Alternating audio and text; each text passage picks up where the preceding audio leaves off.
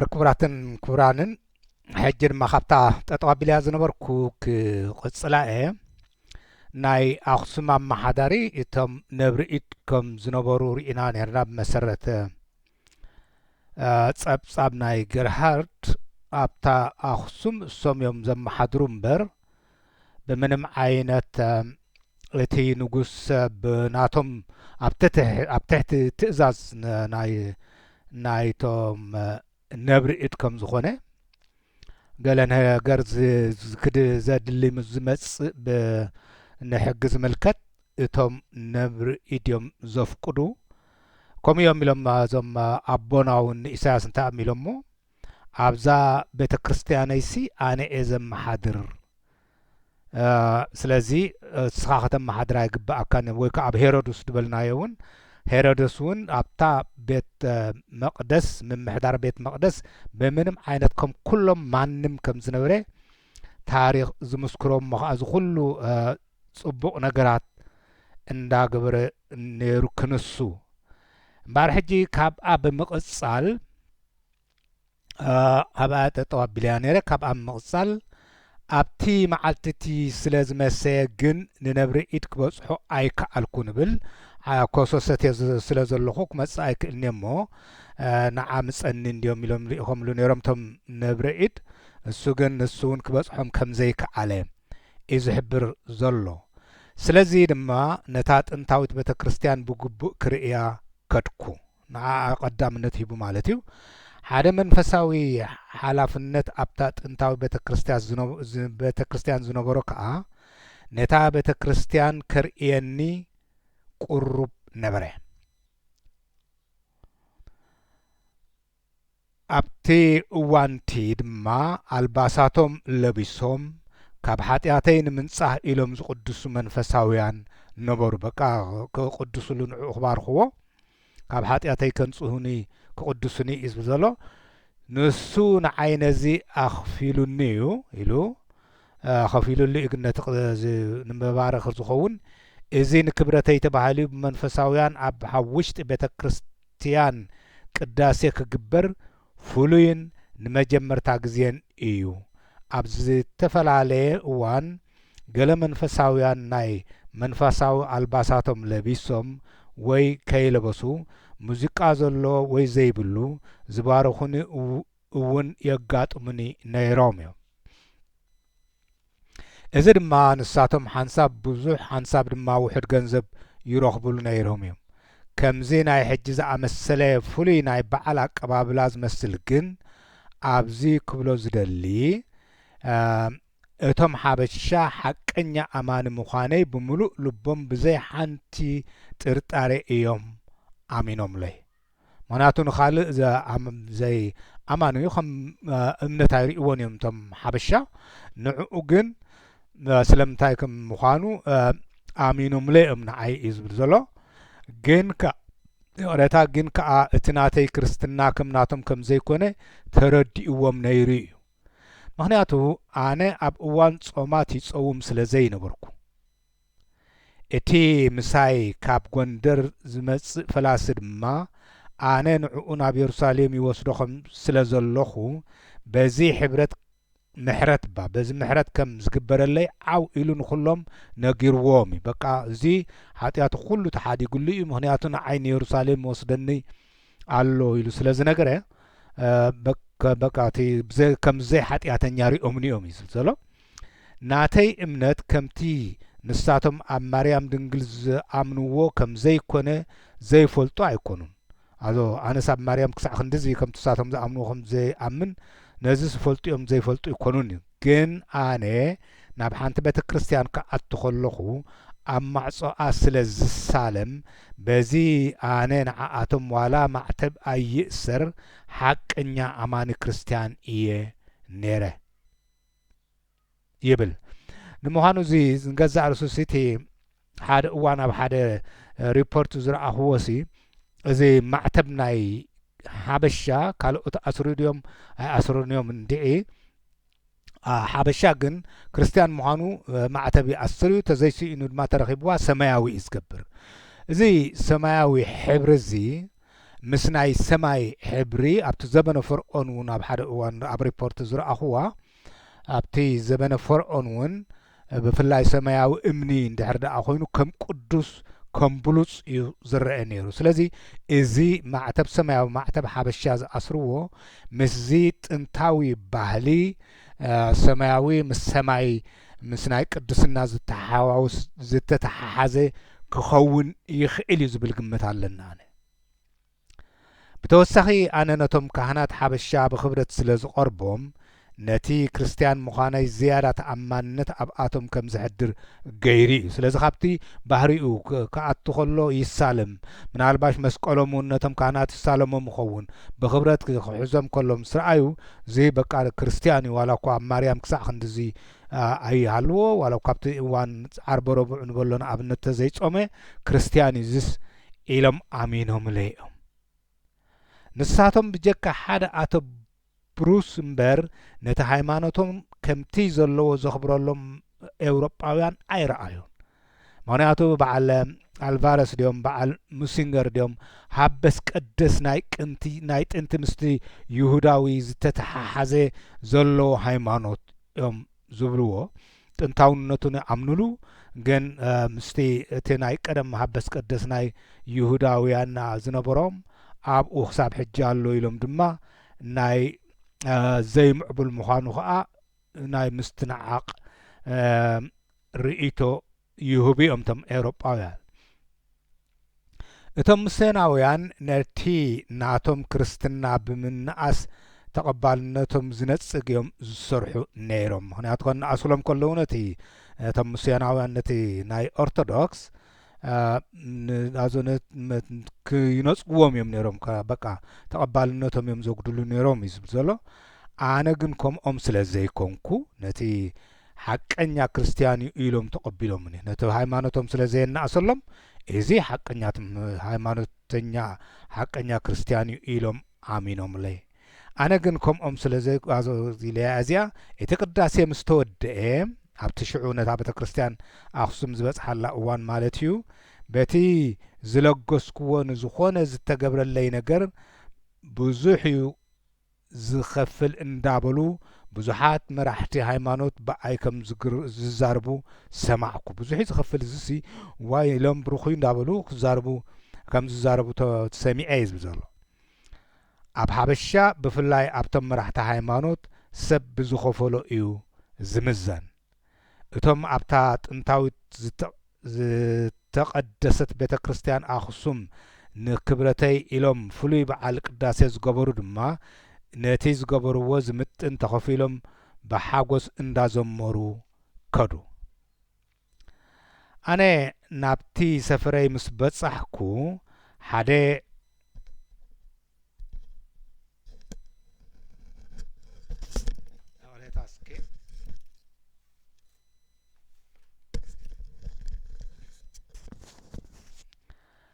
ሓደ እንታይ ዝልዋ ደሎ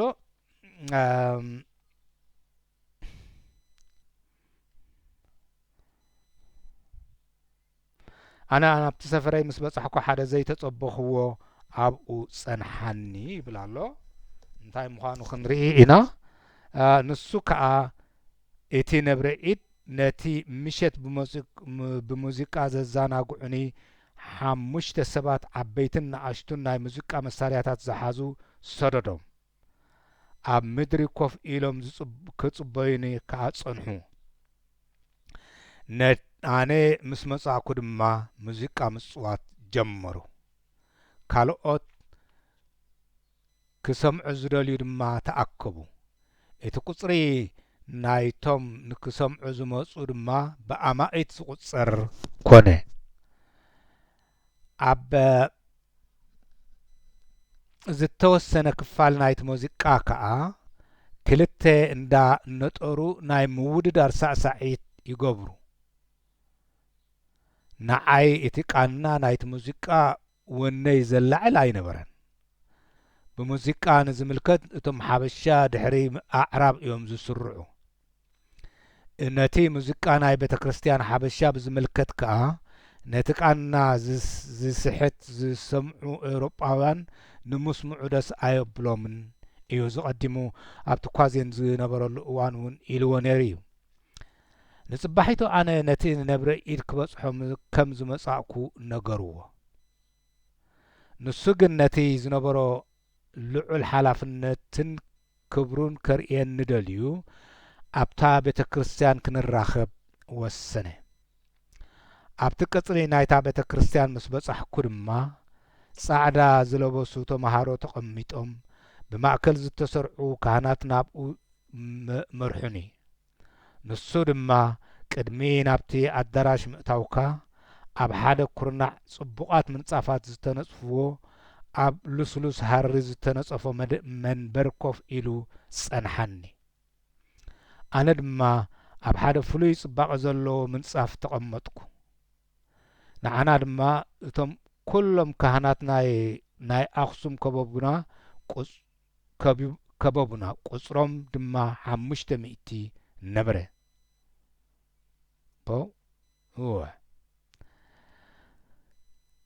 ኣብ ኣኼባ 500 ድኾኑሲ ብዙሓት እዮም ነይሮም ኣብቲ እዋን እቲ ማለት እዩ እቲ ቤተ ክርስቲያንሲ ብዙሓት ኣገልገልቲ እዮም ነይሮሞ ማለት እዩ ዘገርም ኦኬ ኣብ ኣኼባ ናይ ኣስላም ዘለኻ ኮይኑ እዩ ዝስምዓካ ኢሉ ምክንያቱ ኩሎም ጀለብያ እዮም ለቢሶም ነይሮም ብጀካ እቶም ተምሃሮ ኩሎም ጀለብያ ተኸዲኖም ነይሮም በቲ ልብሶም ኣብ ዓዲ እስላም ዘለኻ ኮይኑ እዩ ዝስምዓካ ኢሉ እቲ ቁጽሪ ናይ ተምሃሮ 100 እዩ ነይሩ ርእሶም ከዓ ጥራዩ ቆቢዕ ይኹን ካልእ መሸፈኒ ኣይነበሮም ነቲ ናይ ምቕባለይ በዓል ተባሂሉ እቶም ሃካያት ተምሃሮ ተፈቲሖም እዮም ነይሮም ኣዙ ተኣስሩ ነይሮም እዮም ስለዚ ነቲ በዓል ንምቕባል ንዕኡ ተባሂሎምሲ ተፈቲሖም ነይሮም እዩ ዝብሎም ዘሎ ብሓደ ዕብይ ዝበለ ካህን ተመሪሖም ከዓ ከም ኩሉ እዋን ኣብ ድሕሪት ናይታ ቤተ ክርስቲያን ዝርከብ ክፍሊ ኮይኖም ብቐጻሊ እዮም ዳዊት ዝደግሙ ነይሮም ነቲ ድምፆም ንሕና ቁርብ ኢና ንሰምዖ ነርና እቲ ነብረ ኢድ ሓደ ሰማያዊ ካባ ብወርቂ ዝተሰለመ ኣዝዩ ጽቡቕ ደስ ዘብል እዩ ለቢሱ ነይሩ ትሕ ሰማያዊ ሕብሪ ብዝውን መጺኡ እንሄ ኣብ ጥቓኡ ድማ ሓደ ካብ ወርቂ ዝተሰርሐ ዘውዲ ብክቢ ምስልታት ዝመልአ ብዙሓት ዓበይቲ ኣእማን ዝተፈላለየ ሕብሪ ዘለዎም ዝተሰለመ ናይ ቀዳሞት ሃፀያት ነበረ ዕብየቱ ክንድቲ ናይ ንጉስ ነገስታት እዩ ነይሩ ኣብ ጎኒ ናይቲ ነብረ ኢድ ክልተ መንእሰያት ካህናት እቲ ሓደ ካብ ጡጥ ዝተሰርሐ ጽላል እቲ ሓደ ድማ መንበድበዲ ዝሓዘ መሽረፈት ማለት እዩ ዝሓዘ ነበሩ ንሱ ድማ ሓደ ዓቢ ካብ ወርቂ ዝተሰርሐ መስቀል ኣብ ኢዱ ሒዙ ነበረ ርእሱ ድማ ከምቲ ኩሉ ሳዕ እቶም ካህናት ዝለብስዎ ጻዕዳ መዐመምያ ነበሩ እቶም ኣብ ጥቕኡ ዝነበሩ ካህናት ደብተራት ነታ ናይ ጽሑፍ ፈላጣት ማለት እቶም ዝብሎም ዘሎ ናይታ ቤተ ክርስቲያን ብናይ ዓለም ጉዳይ ዝምልከት ዝያዳ ሓላፍነት ዘለዎም ንሳቶም ኣዝዩ ክቡር ልብሲ እዮም ለቢሶም ነይሮም ካብቲ ናይቲ ነብረ ኢድ ልብሲ ናቶም እውን እዩ ዝያዳ ዘንጸባርቕ ነይሩ ገሊኦምሲ ብወርቂ ዝተጠልፈ ልብሲ ዝለበሱ እውን ነይሮም እዮም ኣብ መጀመርያ እቲ ምርዳእና ከቢድ እዩ ነይሩ ምክንያቱ ኣቶ ሸምፐር ስለ ዝነበረ እቲ ምትርጓም ብዓረብ እዩ ነይሩ እቲ ነብረ ኢድ በቲ ኮሶ ብምስታዩ ሕማቕ ስለ ዝነበረ ክጽበየኒ ብዘይምኽኣሉ ይቕሬታ ሓተተ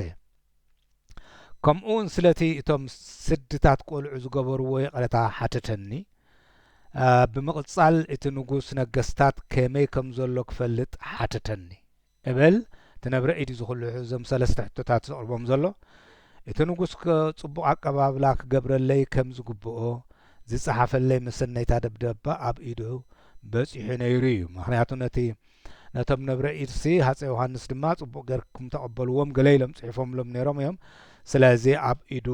ኣብቶም ኢድ ናይ ነብረ ኢድ በፂሓ ነይራታ ና ደብዳቤ ወይ ከዓ ጽሕፍቲ ናይ ሃፀይ ዮሃንስ እቶም ዝተዘራረብናሎም ብሓፈሻ ምስ ዚኦም ዝተተሓሓዙ እዮም ነይሮም። ንሱ ድማ ኣነ ነቲ እዋን ተጠቒመ ገለ ህያባት ክህቦ ወሰንኩ። ሽዑ ድማ ኣነ ነቲ እዋን ተጠቒመ ገለ ህያባት ክህቦ ወሰንኩ። ግን እቶም ህያባት ከምቲ ኣነ ዝምነዮ ኣይነበሩን። ምክንያቱ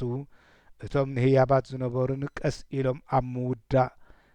እዮም በፂሖም ነይሮም። ምክንያቱ ንዓዱ እንዲ ዝምለስ ዘሎ ኣብ ምውዳእ እዮም በፂሖም ነይሮም። ይኹን እምበር ብውሕዱ ነቲ ጽላሉ ብዝበለጸ ክትከኣሉ ብምኽኣለይ ደስ ኣቢሉኒ። ጽላል ነይራቶ ሕጂ ብዝበለጸት ጽላል ከምኡ በቃ ብቁሩብ እዮም ዝጥበሩ መራሕቲ ኣፍሪቃ ከዓ ኢሉ ነይሩ እንዲሁ ስታኣቢልዎ። ምክንያቱ ነታ ናይ ብሕተይ ዝነበረት ባህሪ ዝተሰርሐት ጽላል እየ ገዲፈሉ። ስለዚ ናይ ብሕቱ እንድሕሪ ነይራ ናይ ገርሃርድ ማለት እዩ ጽቡቕቲ እያ ነይራ ክትከውን ትኽእል። ኣነ ነቶም ነብረ ኢድ ናብ የሩሳሌም በፂሖም ዝፈልጡ እንተኾይኖም ሓተትክዎም እሞ ንሶም ድማ ተቐብል ኣቢሎም ሕጂ ኣብዚ እዋን እዚ ንስኻ ኣብ ከም የሩሳሌም ዝምቕዳሳ ከም ዘለኻ ኣይትፈልጥ እንዲኻ ዘለኻ ዝብል ሕቶ ኣቕረቡለይ። ስለዚ ነኽሱም ከም የሩሳሌም ምቕዳሳ እዮም ዝሓስብዋ ነይሮም። ስለዚ ኣብ ከም የሩሳሌም ዝምቕዳሳ ከተማ ከም ዘለኻ ኣይትፈልጥ እንዲኻ ብኡ እውን ጽዮን ባለ ዝብል ስሙ ተዋሂብዋ ዝኸውን ዝኾነ ኮይኑ ከምኡ ንኽሱም ኣዝያ ቅድስቲ ከም ዝነበረት እዮም እዩ ዝእመነላ ክሳብ ሕጂ እውን። ኣነ ግን ኣኽሱም ገበነኛ እውን እንተኾይኑ ናብኣ ዝኣተወ ፈጺሙ ዘይትንክፍ ውሕስነት ህይወቱ ከም ዘለዎ ጥራሕ እየ ዝፈልጥ ነይረ እምበር ከም የሩሳሌም ቅድስቲ ምንባራስ ይፈልጥ ኣይነበርኩን ይብል ገርሃርድ። ኣዞ ገበነኛ ብኣእትዩ ሰላም ከም ዝረክብ ወይ ከዓ ህይወቱ ከም ትድሕን ይፈልጥ ነይረ። ከም የሩሳሌም ከም ቅድስቲ ከም ትርአ ግን ኣይፈልጥን ነይረ ይብል ኣሎ ገርሃርድ። ግን ከዓ ብውቤ ከምኡ እውን ብቴድሮስ ነቲ ቅድስና ናታ ኣኽቢሮም ካብ ምጉድኣ ኣይተቆጠሙን። ስለዚ ሃፀይ ቴድሮስ ንጎንደር ኣባ ሳቢሶም ማርኢናዮ ውቤ እውን ሓደ ከምኦም መሳሊ እዩ ነይሩ ማለት እዩ። ስለዚ ነዚኣ ኣባላ ዝተኣቢሎማ ዘለዉ ግራኝ ውቤ ወይ ከዓ ቴድሮስ እዚኦም ሰለስቲኦም ክብረታ ገሂሶማ እዮም ንኣኽሱም ማለት እዩ። ምክንያቱ እቲ መሓመድ ግራኝ ነዛ ቅድስቲ ቤተ ክርስቲያን ክዝርፋን ከንድዳን ከሎ እውን እግዚኣብሔር ኣይተኸላኸለላን ብዝብል ይኾኑ። ምክንያቱ ግራኝ ክደፍራ ከሎ እግዚኣብሔር ኣምላኽ ዘይከላኸለላ ስለዚ ንሕና እውን ከምኡ ክንዝርፋ ኣለና ኢሎም ብኡ እዮም ዝኾኑ። እቲ ግርማኣ ተቐንጢጡ ብግራኝ እዩ ዝብሎ ዘሎ። እቶም ነብረ ኢድ ዘረብኦም ብምቕጻል እምበኣር ንስኻ ኣብታ ካብተን ኣዝየን ዝተቐደሳ ብዮሴፍ እቲ ኣቦ መድሓኒና ዝተሃንጸት ቤተ ክርስቲያን ከም ዘለኻ ትፈልጥ የለኻን ኢሎም ሓተቱኒ ብኢድ ዮሴፍ። ኣነ ከዓ ነቲ ዘይምፍላጠይ ብቐጥታ ክእመን ስለ ዘይደለኹ ምስማዕሲ ሰሚዐ ግን ሓቂ ምዃኑ ርግፀኛ ኣይኮንኩን ኢለ መለስኩ። ንሶም ድማ እዎ ሓቂ እዩ ማርያም ድንግል ምስ ህፃን ኣብዚ ነይራ እታ ቅድስቲ ስድራ ቤት ካብ ግብፂ ምስ ተሰደት ናብዚ እያ መፅያ ዮሴፍ ድማ ንመዘከርታ ኢሉ ባዕሉ ምስ ዘይረኣዩ መላእኽቲ ነዛ ሕጂ ዘለናያ ቤተ ክርስቲያን ሃኒፅዋ ኢሎም መለሱ።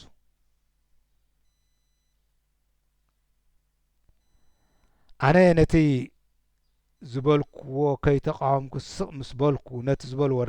ኣነ ነቲ ዝበልዎ ከይተቃወምኩ ስቕ ምስ በልኩ ንሶም ይኹን እቶም ኣብኡ ዝነበሩ ኩሎም ካህናት ኣነ እውን ከምኣቶም ከምኡ ከም ዝኣምን እዮም ኣሚኖም ኢሉ ስለዘይተቃወሙ ከመይ ልኸውን ገለ ስለ ዘይበልኩ ኣሚኑ ተቐቢልዎ ኢሎም እዮም ኣሚኖም ኢሉ ድሓር ኣነ እታ ታቦት ንጉስ ሚነሊክ ወዲ ንግስቲ ሳባ ካብ ቤት መቕደስ ናይቶም ዕብራውያን ካብ የሩሳሌም ዘምጽኣ ኣብቲ እቶም ኣስላም ነዛ ቤተ ክርስቲያን ዘቃጽሉሉ እዋን ከይተጐድአት እንተ ተሪፋ ሓተትክዎም ኣብ ትግራይ ዘንደ ዘላ እዋን ጥራያ እንድያ ተሪፋ ነይራ ጥራሕ ዕኑር ኣኽሱም ሕጂስ ኣብቲ እዋን እትሲ ከይተጐድአት ተሪፋ ተንጽላት ናይ ሙሴ ኢለ ሓተይተዮም ኢሉ ይብለሉ እቶም ነብረኢድ ድማ ከመይ ጌርኩም ከምዚ ኢልኩም ተሓቱ መሐመድ ግራኝ ነዛ ቤተ ክርስቲያን ከንድዳ ከሎ እታ ታቦት ካብ ዓይኑ ተሰዊራ እያ ነይራ እግዚአብሔር እታ ታቦት ብዓይኒ ዘይኣመንቲ ክትርአ ኣይፍቅድን እዩ ኢሎም መለሱ እዚ ሕጂ ምስቲ ናይ ሙሴ ዝተተሓሓዘ እንድዩ ናባይ ዓይንኻ ምስ ትርእስ ክትመውት ኢኻ ገለ ዝብል ኣሎ መጽሓፍ ቅዱስ ስለዚ ምስኡ ዝተተሓሓዘ እዩ እዚ እውን ትሕዝቶ ናይ ጥንታውነት ናይቲ ባህሊ ሓበሻ ዝምስክር እዩ ንማለት እየ ኣነ ድማ እሞ እታ ታቦት ህልውቲ እያ ከም ቀደማ ጥራይ ነቶም ፈላሻ እያ ትርአ ማለት ድዩ ኢላ ሓተትኩ ሕጂ ዘገርመካ ኣብዚ እቶም ፈላሻሲ ዝያዳ ኣብ ከምዚ ዝኣመሰለ ዝያዳ ዝተቐደሱ እዮም ዝረአዩ ነይሮም ክኾኑ ኣለዎም ምክንያቱ ንዓቶም ትረአዮም እታ ናይ ሙሴ ተንምስለ ናይ ሙሴ ጽላታት ንኻልኦት ግን ዘይትረአዮም እንታይ ዝበለ ኣነ ድማ እሞ እታ ታቦት ህልውቲ እያ ከም ቀደማ ድማ ጥራይ ነቶም ፈላሻ እያ እትርአ ወይ ከዓ በቶም ፈላሻ እያ እትርአ ማለት ድዩ ኢላ ሓተትኩ ንሶም ድማ መን እዩ ነዚ ጽውጽዋይ ነጊርካ ኢሎም ሓተቱን እሞ ኣነ ድማ ከምኡ ነቢበ በልክዎ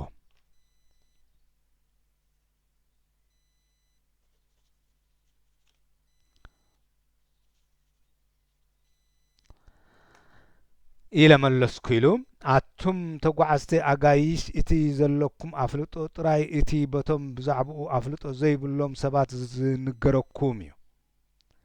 እቲ ሓቂ ዝነግር ግን እቲ ንዓኣ ዝውንን ጥራይ እዩ ንሕና እቶም ዝለዓልና ኣገልገልቲ ኢና እቶም ነዛ ክብርቲ ታቦት እንውንን እቲ ሓቀኛ ታቦት ግን ኣብዚ እያ ዘላ ንሳ ከዓ ከምተን ካልኦት ቅዳሕ ኣብቲ ቅዱሰ ቅዱሳን ናይ ኣብያተ ክርስቲያን ዝርከባ ኣይኮነትን ንሳ ኣብ ውሽጢ መንደቕ ናይዛ ቤተ ክርስቲያን እያ ተነዲቓ ዘላ ጥራሕተን እቲ ቅዳሕ እዩ ዘሎ ናብ ስታይ ዝርከባ እምበርሳ ኣብቲ ቤተ ክርስቲያን እያ ተነዲቓ ዘላ እዮም ዝብልዋ እቲ መንደቕ ናይ ጽዮን ንሳ ዘላቶ ፍሉይ ማዕጾ ንሕና ጥራይ ኢና እንፈልጦ ስለዚ ንሕና ጥራይ ኢና ክንረኽባ እንኽእል ዝብል መግለጺ ተዋህበኒ ኣነ ድማ ክቡር ቅዱስ ኣቦ ነዚ መዘከርታ ቃል ኪዳን ኣብ መንጎ ኣምላኽን ናይቲ ዝተመርጸ ህዝብን ዝተገብረ ክርእዮ ንዓይ መፍቀድኩምለይ ዶ ወይ ከዓ ከተፍቅዱለይ ምኽኣልኩም ዶ ኢላ ሓተትኩ ኢሉ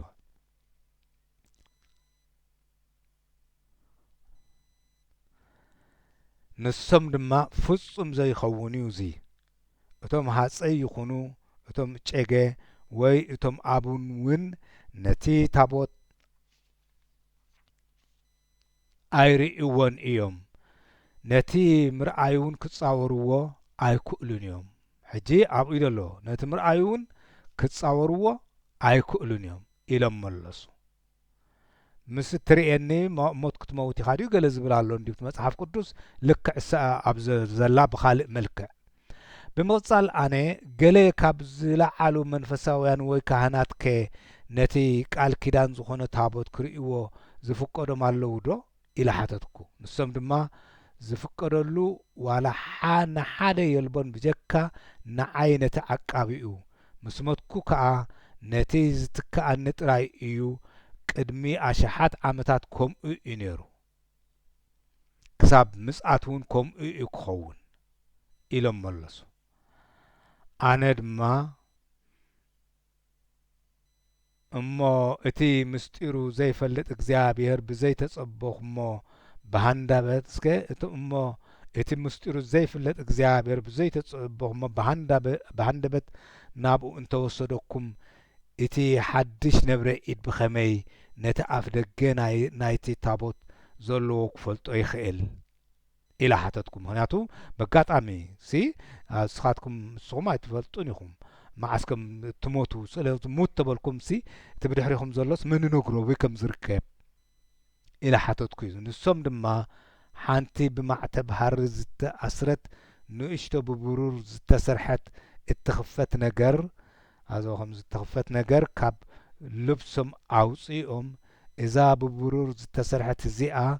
ሙሴ ባዕሉ ምስኡ ሒዝዋ ዝኸይድ ዝነበረ ሙሴ በቃ ሓቆም እዮም ስታይ ክብልዎ በቃ እዚ ናይ ሙሴ ሃይማኖት ይኽብልዎ ነዚ ናይ ሓበሻ። ስለዚ ሙሴ ባዕሉ ሒዝዋ ዝኸይድ ዝነበረት እያ ኢሎም እቲ ነቲ ዝስዕበኒ ነብረ ኢድ ዝኸውን እቲ ነዚ ዝስዕበኒ ነብረ ኢድ ዝኸውን ለቦዋን ብኸመይ ነቲ ታቦት ከም ዝረኽቦን ሓበሬታ ከዓ ኣብ ውሽጣ እዩ ዘሎ በሉኒ። ስለዚ ኣብ ውሽጣ ኣላ ሓንቲ ትኽፈት ትዕጾ ከምዚ እንታይ ኢና እሞ ክብለና ቱቦ ኣብኣ ገለ ዝተጻሕፈት ኣላ እሳ እትሕብር ኣበይ ከም ዘሎ እቲ ጽላተ ሙሴ ማለት እዩ እሞ ንስኹም ኢኹም እቲ ብሕጋዊ ሰንሰለት ክህነት ካብ ሙሴ ዝወረስኩም ብተወሳኺ ድማ እቲ ብክርስቶስ ዝተቐባእኩም ማለት እዩ በልክዎም እሞ እዚ ከምዚ ምባለይ ነቶም ነብረ ኢድ ደስ ኣበሎም እሞ ክቡራት ኣሕዋተይ እዚ ጋሻ ዝብሎ ሰሚዕኩም ዶ? እዚ ጋሻ ዝብሎ ጽሩይ ወርቂ ሓቂ እዩ። ጽሩይ ሓቂ እዩ። እዚ ጋሻ ዝብሎ ዘሎ ጽሩይ ሓቂ እዩ። ነቶም ቃላቱ ኣይትረስዕዎም ብኩሉ እንትንኦም ሓቂ ዝመልኡ ስለ ዝኾኑ ብኩሉ እንትንኦም ሓቂ ዝመልኡ ስለ ዝኾኑ ከዓ ክርስዑ ዘይብሎም ምን ብዙሕ ምስትውዓል ዝሓቱን እዮም በሉ። እቶም ነብረ ኢድ ሽዑ ሓደ ዓቢ ናይ ሃይማኖት ክትዕ ተላዕለ ከም ምስ በሉ እቶም ነብረ ኢድ ሽዑ ሓደ ዓቢ ናይ ሃይማኖት ክትዕ ተላዕለ። ኣነ ከዓ ብሓድሽ ሕቶ ነቲ ዝነበሮም ክትዕ ከቋርጾ ኣይደለኹን። እዝስ ሸፈጥ ዶ ይኸውን ወይስ ንርእሶም እዮም ብዘይ ምፍላጥ ተዓሽዮም ነዚ ኣሚኖም ዘለዉ ኢለ ነፍሰይ ሓተትኩ። ኣብ መጨረሻ ድማ ብነፍሰይ እምነት ቁሩብ ውሕድ ኢሉ ወይ ቁሩብ ዝያዳ ኮይኑ ዝልውጦ ግደ የብሉን ኢለ ደምደምኩ። ስለዚ ናተይ ኣብኡ ምሕዋሲ ዋላ ሓንቲ ንደምፆ ለውጢ የብለይን ለደምዲመ ግን ከዓ ንሳቶም በዚ እምነት እዚ ናብ ዝለዓለ ደረጃ ናይ ጽቡቕ ምግባር ጽቡቕ ባህልን ዝደየቡ እንተኾይኖም እዚ ካልእ ሕቶ እዩ ካብቲ እዚ ብዘሎ። ስለዚ እምበኣር ንሕጂ ኣብዚ ኣኽለኒ